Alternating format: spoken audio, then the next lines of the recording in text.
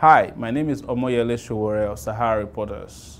You are watching AFK Insider.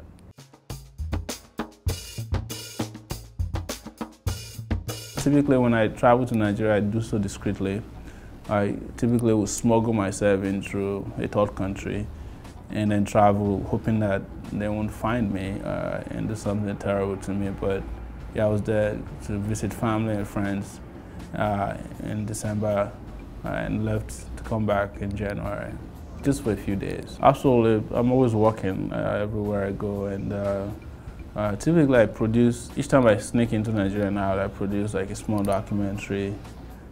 One of it is in the works now because on this trip I focused on religion because it's become part of the major distraction, socio-political distraction in the country. The corrupt people are building churches, and the churches are in turn putting the masses to sleep so that people will not ask for their fundamental rights on earth. So the churches promises you heaven, but the political leaders and the church leaders live in magnificent glory on earth. They live in opulence. The pastors, when they fall sick, they go to the best hospitals in the world, including the political leaders. But when the church members fall sick, they give them what they call holy water, which is pretty much a mixture of water and olive oil to drink. And these people just die in droves with the hope of making heaven. So I went to a church to try and see how this mass hysteria is robbing people of the consciousness they need to ask the right questions from their leaders here on earth and live a good life in a world that you're at least sure of. And it happened that I was arrested in the church, harassed and physically manhandled and molested by church security, and detained in the church during this trip because they said I didn't have permission to come film in the church, and I protested strongly against it because I actually got invited on radio. It said anybody who wants to come can come.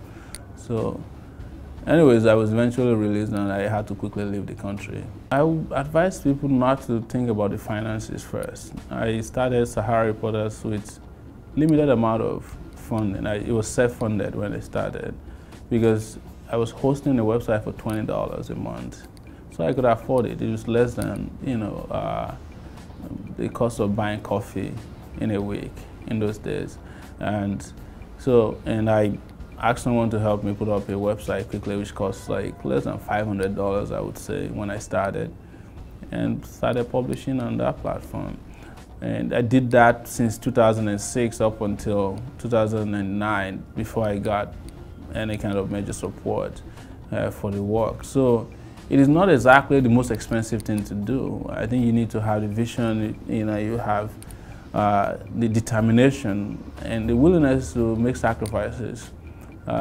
You will get there because the moment people get the information and they know that it's accurate, it's truthful, and you provide evidence to back it up, you will be surprised at how soon the support will come.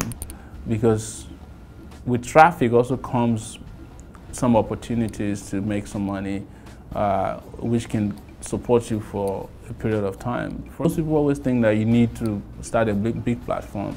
That in itself is not the kind of thing you want to look at if you want to fight power, because there's a lot of investors out there that people are looking for to fund this kind of major big websites, are not interested in funding social movements.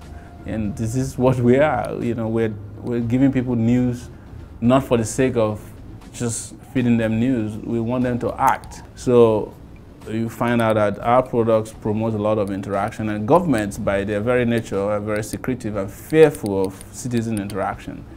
So it's one of the things that has made it possible for us to do what we do. And I think anybody wanting to start a platform that would speak truth to power should be willing to just do some of these basic things at the beginning and just run with it, not be afraid of the consequences, because these things have consequences. I've been sued 3 different times in the US by lawyers who were based in the US who had been involved in aiding and abetting corruption in Nigeria. And the moment you mention their name, your stories, the government hides behind them to fund, legal challenges against you that could cost you thousands and thousands of dollars to defend yourself. So the aim is to, bankrupt you so that you won't have any resources to continue to fight power.